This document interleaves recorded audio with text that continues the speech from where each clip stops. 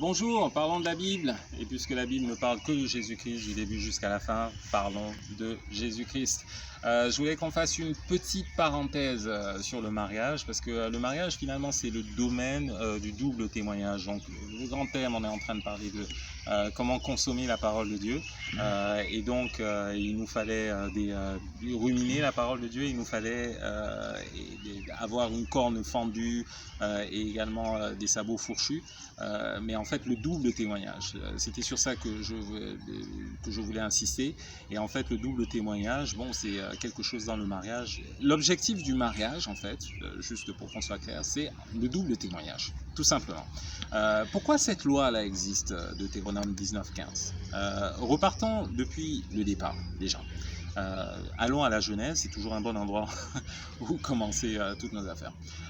On se retrouve avec l'homme qui a été créé à l'image de Dieu. L'homme qui a été créé à l'image de Dieu, et finalement l'homme s'est rendu compte qu'il était seul.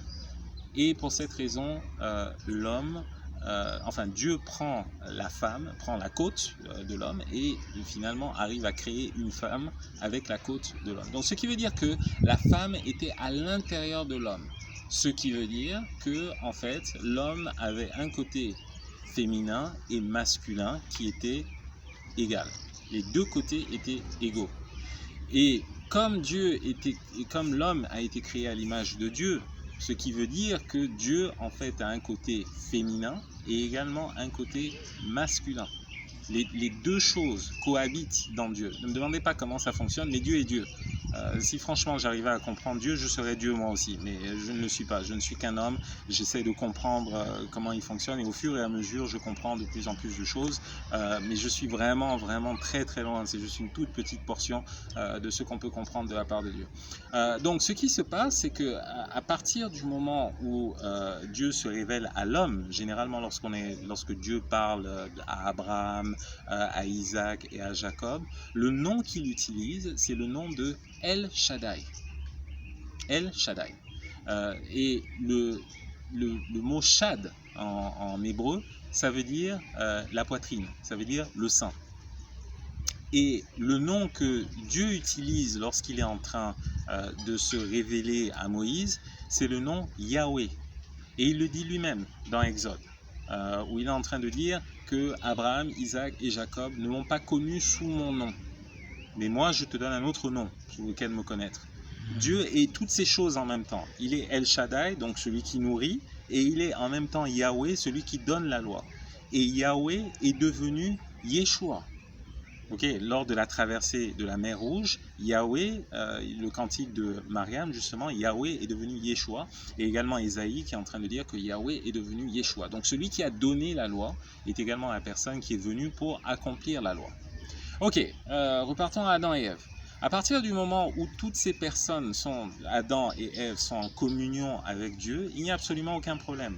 La volonté qu'ils ont de Dieu, la volonté de Dieu qu'ils reçoivent est la volonté parfaite. Ils arrivent à entendre la voix de Dieu. Donc à ce moment-là, tout est en harmonie. Il n'y a pas de problème, personne n'est en train de se battre, ni quoi que ce soit. L'homme est en train de dire quelque chose, tout se passe bien. La femme est en train de dire quelque chose, tout se passe bien. Comme la femme et l'homme sont directement reliés à Dieu, c'est la volonté parfaite de Dieu que eux arrivent à recevoir. Il n'y a absolument aucun problème. Mais à partir du moment où ils ont péché, à ce moment-là, leur capacité à écouter la volonté parfaite de Dieu est diminuée, voire inexistante. Et vous pouvez le voir autour de vous. Les gens n'arrivent pas à entendre la voix de Dieu. C'est extrêmement difficile ces derniers temps. Et donc, pour éviter la disharmonie, pour éviter le chaos, pour éviter un certain nombre de problèmes, on donne l'autorité à l'homme. L'homme a besoin, c'est pas qu'il a besoin, mais c'est juste qu'on est en train de lui donner l'autorité, on est en train de dire « tu domineras sur ta femme ». On est en train de parler ici dans Genèse 3, le verset 16, « J'augmenterai la souffrance de tes grossesses, tu enfanteras avec douleur, et tes désirs se porteront vers ton mari, mais il dominera sur toi. » La raison pour laquelle l'homme est en train de dominer sur le mari, que l'homme est en train de dominer sur la femme, ce n'est pas tant parce que l'homme est supérieur à la femme, qu'il a des attributs supérieurs à la femme, ou quoi que ce soit, ou qu'il a été créé en premier. Non, c'est tout simplement parce que à partir du moment où les deux n'entendent plus la voix de Dieu, il faudrait bien que les décisions soient prises à l'intérieur du foyer. Et pour cette raison, il va falloir que l'un domine sur l'autre. Mais ça n'a jamais été l'objectif. L'objectif a toujours été que l'homme, la femme, puissent chacun entendre la voix de Dieu de leur côté et puissent confirmer ce qu'ils ont entendu, chacun de leur côté. La femme entend de son côté, l'homme entend de son côté, et ils sont en train de se confirmer l'un l'autre.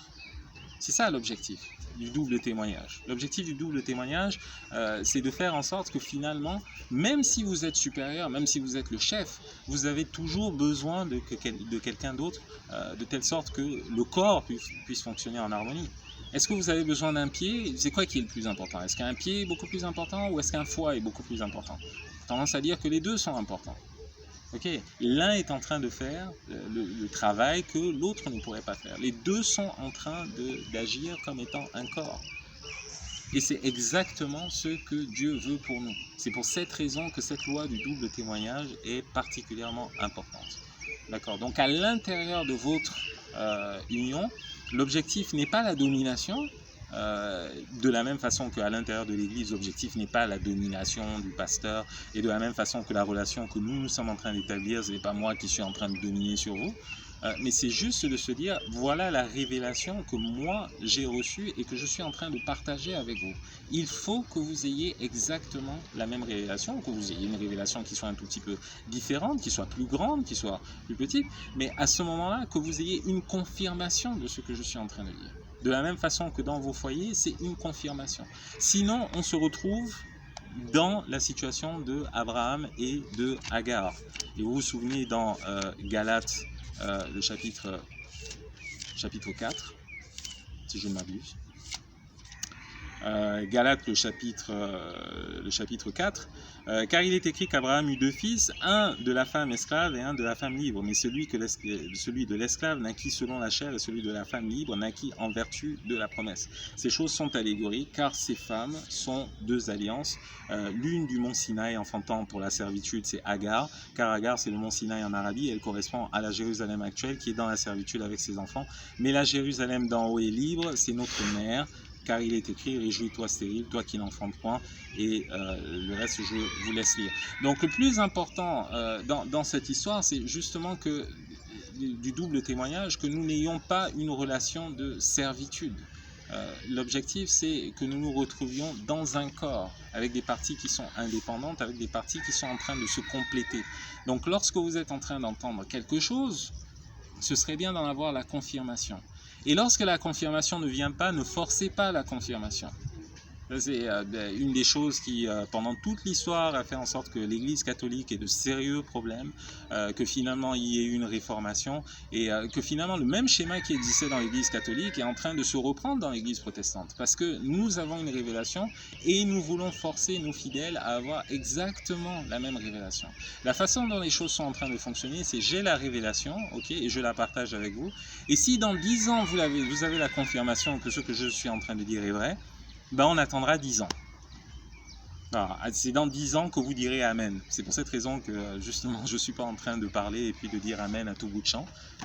Okay. Parce que justement je suis en train de me dire que vous aurez votre Amen, vous direz Amen au moment où vous également vous aurez reçu la révélation. Extrêmement important. Et si vous n'avez pas la possibilité de dans une situation de servitude, de la même façon que Agar n'était pas en mesure de dire quoi que ce soit par rapport à l'endroit où ils allaient. La preuve, à un moment, Abraham lui a dit c'est bon, prends tes affaires et tu t'en vas. Et elle est tout simplement partie.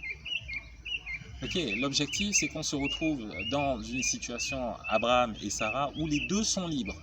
Mais on peut très très bien se retrouver avec Abraham et Agar, où en fait Abraham est l'homme, mais où parfois Abraham est la femme dans le foyer.